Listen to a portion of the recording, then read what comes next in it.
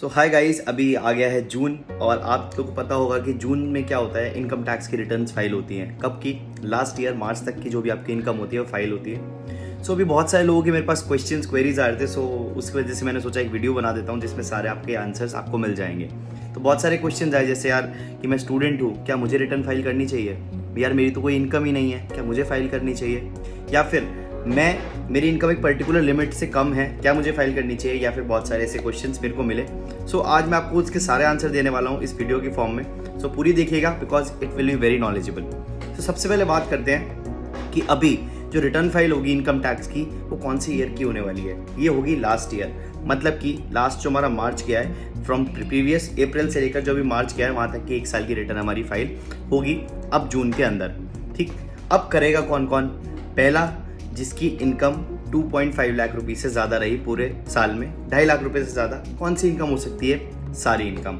आपने कोई घर खरीदा हो, बेचा हो, आपने कहीं और से इनकम अर्न करी हो, चाहे वो आपका सेलिंग से हुई हो या फिर आपको सैलरी मिलती हो, जॉब करते हो कहीं पे, या XYZ, it can be anything. Income कहीं से भी आई हो, बैंक से FD की इंटरेस्ट आई हो, कहीं से भी आपके पास पैसा आया, दैट्स योर इनकम।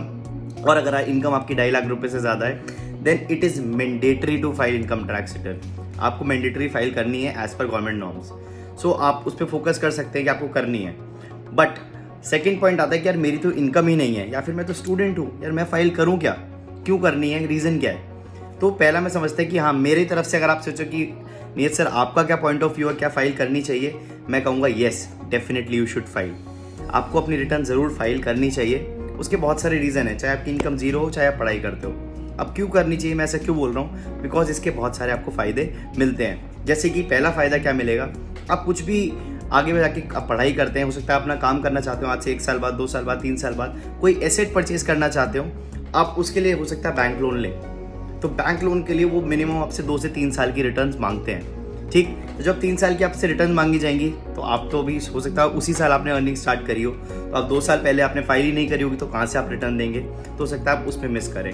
सेकंड, आपके लिए वीज़ा, आप कहीं पे घूमने जा रहे हैं, वीज़ा के लिए आपको इनकम टैक्स चाहिए होती, रिटर्न चाहिए होती है, पासपोर्ट अप्लाई करने के लिए चाहिए होती है, प्लस आपको बहुत सारे ऐसे हमारे पास एग्जाम्स होते हैं या फिर बहुत सारी ऐसी चीज़ें हैं जहाँ पर आपको इनकम अपनी शो करनी होती है।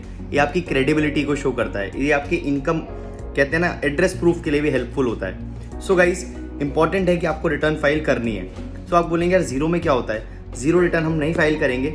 मैं आपको वेरियस वेज दूंगा कि आप कैसे अपनी रिटर्न को अच्छा कर सकते हैं, कैसे आप फाइल कर सकते हैं और कैसे उसका आपको आगे बेनिफिट मिलेगा इन फ्यूचर, कैसे अभी आप करंटली फाइल कर सकते हैं। But the point is you must file your return. आपको अपनी रिटर्न फाइल करवा लेनी है। अगर आपको लगता है कि यार कुछ क्वेश्चन है, कुछ क्वेरीज है, कुछ पूछना है, तो मैं अभी इस वीडियो के नीचे ही आपको डिस्क्रिप्शन में अपना मोबाइल नंबर दे रहा हूँ।